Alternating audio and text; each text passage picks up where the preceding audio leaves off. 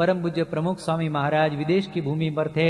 एक बहुत जबरदस्त एक शिविर का आयोजन किया गया था और शिविरार्थियों को कोई मोमेंटो देने के लिए संतों ने, आयोजकों ने विचार किया कि स्वामी जी आपके हाथों से अंग्रेजी में लिखा गया एक वाक्य सभी को दिया जाए तो बहुत अद्भुत स्मृति रह जाएगी। स्वामी जी ने कहा भाई हम अंग्रेजी जानते नहीं है। अरे स्वामी जी आप ABCD लिखना तो जानते हो, हम वाक्य की रचना आपको सुनाएंगे, आप ABCD लिखकर वाक्य पूरा कर दीजिए। संतों ने कहा कि लिखिए आई।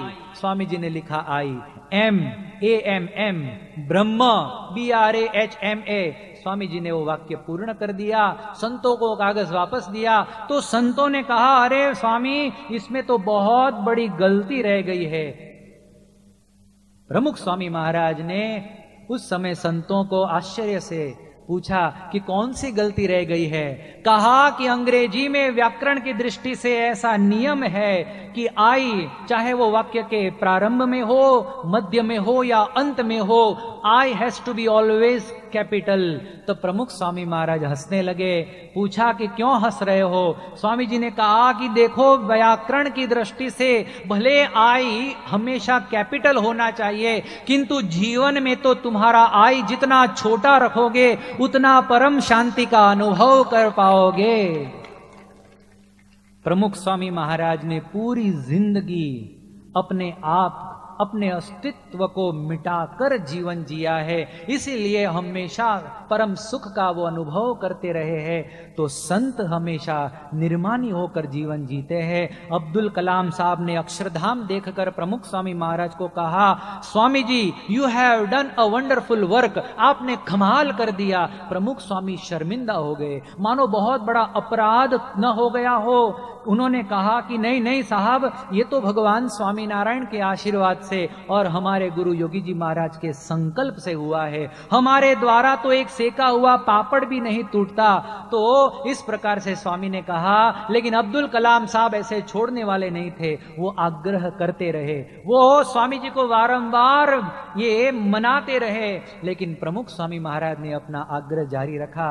अंततः स्वयं अब्दुल कलाम साहब को कहना पड़ा। वो समझते थे प्रमुख स्वामी महाराज के व्यक्तित्व को, वो समझते थे प्रमुख स्वामी महाराज के निर्माणी संतत्व को, इसलिए अंततोगत्वा अब्दुल कलाम साहब ने कहा कि स्वामी जी ये अक्षरधाम में वो जो नीलकंठ महादेव, नीलकंठ महाराज की जो बड़ी मूर्ति है, वो नीलकंठ तुम्हारे हृदय में विराजमान रहकर ये सारा काम करते हैं। तब स्वामी ने कहा कि ये बात बराबर है, किंतु हमने कुछ नहीं किया।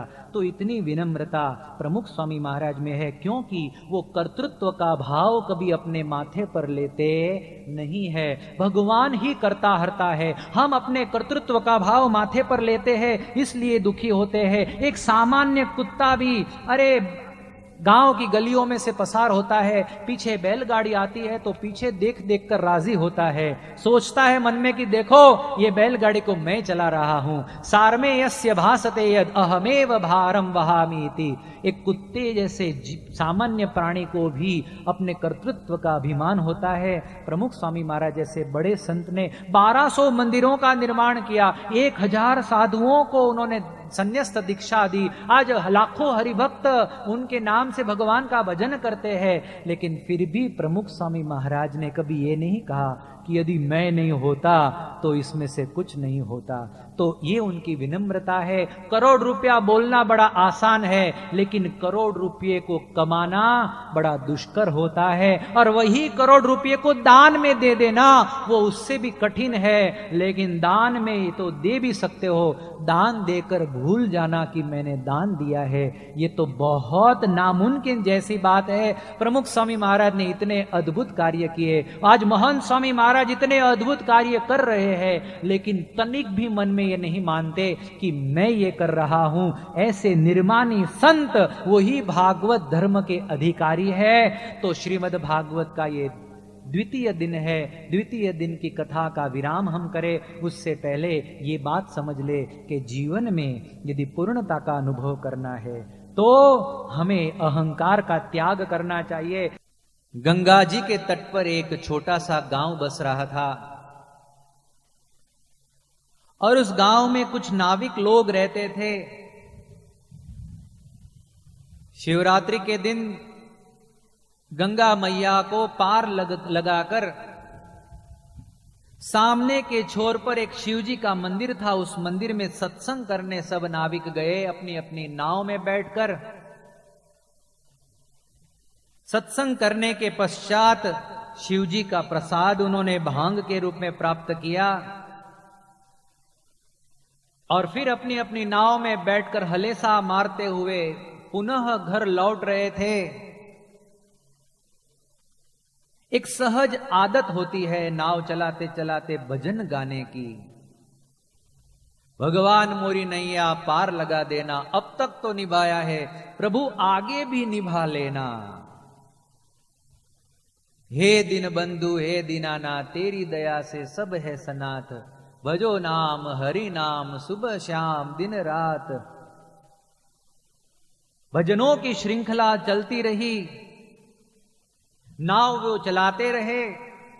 1.5-2 घंटे के पश्चात किसी के मन में विचार आया कि हम पिछले 2 घंटे से नाव चला रहे हैं, जरा देखो तो सही कहां तक पहुंचे।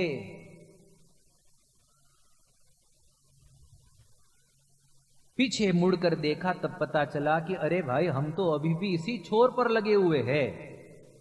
आश्चर्य हुआ, आंखों को टटोल कर वारंवार देखा गया, सभी ने देखा तब पता चला कि अरे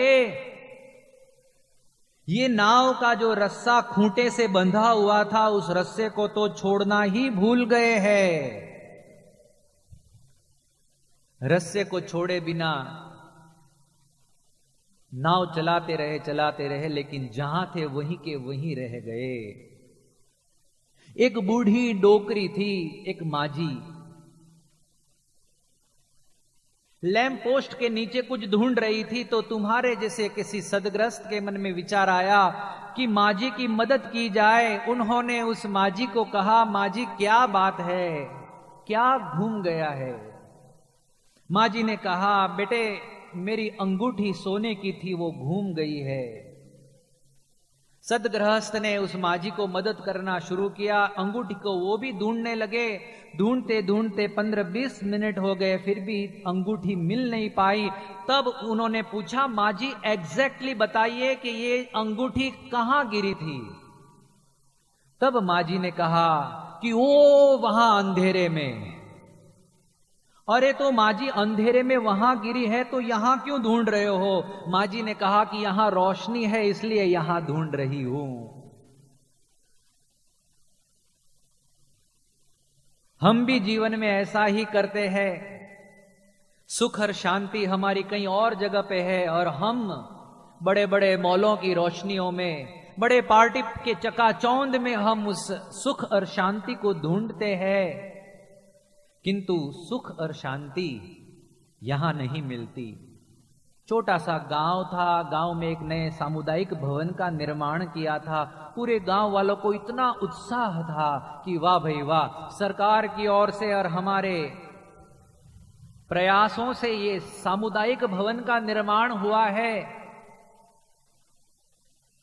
हृदय में इतना प्रेम और इतनी उत्कंठा थी। लेकिन दिक्कत उन्होंने देखा कि इस बात की है कि हर रोज शाम को 7 बजते ही सामुदायिक भवन में अंधेरा घुस जाता था।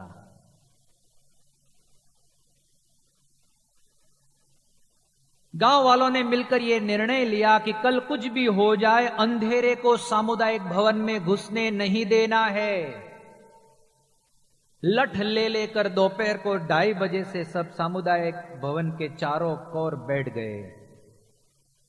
दरवाजा खोलकर देखा, भाई अंधेरा घुस तो नहीं गया है कि नहीं, सब कुछ साबुत है। मूंछों पर ताव देते देते कहने लगे कि हम यहां बैठे हैं और अंधेरे की क्या मजाल जो अंदर घुस सके। चाय वाले को कहा, भाई इस बात पर सभी को एक एक कटिंग चाय पिला दो। 3:30 बजे पुनः दरवाजा खोलकर देखा, अंधेरा घुसा नहीं है, और एक चाय लगाई। 4:30 बजे पुनः देखा, तीसरी बार चाय पीने का मन हुआ।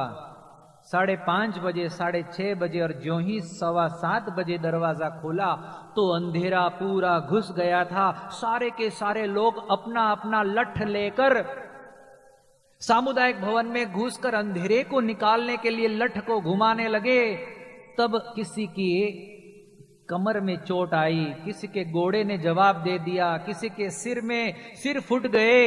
यूं लड़ते रहे, आधे से ऊपर तो बेशुद्ध हो गए। लेकिन जब सूर्योदय हुआ तो अपने आप अंधेरा दूर हो गया। संसार में हम भी हमारे हृदय के अंधेरे को इसी प्रकार दूर करने का प्रयत्न करते हैं। पानी में मीन प्यासी, मोहे सुन सुन आवत हासी। हृदय में जो ज्ञान है उस ज्ञान का उपयोग हम नहीं करते, और इस प्रकार से हम केवल ऊपर ऊपर संचरती, ऊपर छल्ली बातों में ही जीवन को पूर्ण कर देते हैं। हमारा रस्सा कहीं ना कहीं अहम और ममत्व के खूंटे से बंधा हुआ है, इसलिए व्यक्ति सुखी नहीं हो पा रहा है। तो उस रस्से को छोड़कर भगवान और संत रूपी खूंटे से बांधने के लिए ये श्रीमद् भागवत की कथा है। हमारे खोए हुए सुख और चैन को ढूंढने के लिए ये भागवत की कथा है। जीवन का, हृदय का अंधेरा मिटाने के लिए ये भगवान की ये कथा वार्ता का हम रसपान कर रहे हैं। भगवान की ये भागवत कथा एक अनुपम साधन है। गुणातीतानंद स्वामी जी जूनागढ़ मंदिर में विराजमान रहते थे। भगवान स्वामीनारायण के मुख्य शिष्य, अक्षर ब्रह्म का अवतार। एक बार ऐसा हुआ कि किसी ने भगवान के द्वार पर 500 रुपए भरकर एक थैली रख दी और चला गया।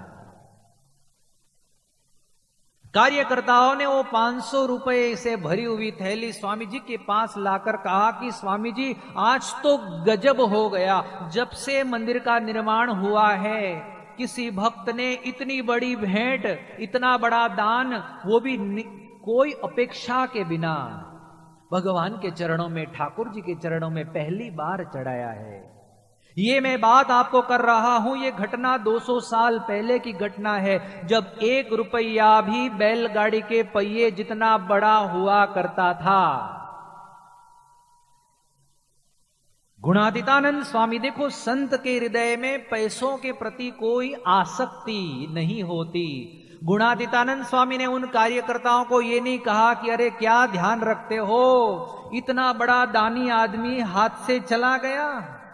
यदि नाम लिखा होता, डेटाबेस में उसको ऐड किया होता, समय समय पर व्हाट्सएप या तो ईमेल भेजते, तो ये दान हम प्रतिवर्ष प्राप्त कर सकते। देखो, संत के हृदय में ऐसा कोई विचार नहीं आता, क्योंकि उनको पैसों से कोई लेना देना नहीं होता। गुणातीतानंद स्वामी ने कहा कि अरे 500 रुपए देकर चला गया, इससे अच्छा तो यह होता कि भले 200, 250, 300 रुपए देता। थोड़े से पैसे अपने पास रखकर बाजार से चने मुरमुरे खरीद कर यदि 2-3 दिन संत समागम कर लेता, तो उसके हृदय में विशेष शांति और स्पष्टता का अनुभव होता। कथा वार्ता ये सुखी होने का परम उपाय है। कथा वार्ता से ही हमारे हृदय का अंधेरा मिटता है। कथा वार्ता से ही अहम और ममत्व रूपी बेड़ियां है, जो रस्सा है वो हमारा छूटता है। इसलिए स्वामीनारायण संप्रदाय में कथा वार्ता का सविशेष स्थान है। 1200 मंदिर बनाए गए हैं प्रमुख स्वामी महाराज के हाथों से, लेकिन एक भी मंदिर ऐसा नहीं है जिसमें ठाकुर जी के पूजा स्थान के साथ में भव्य सभा मंडप न हो।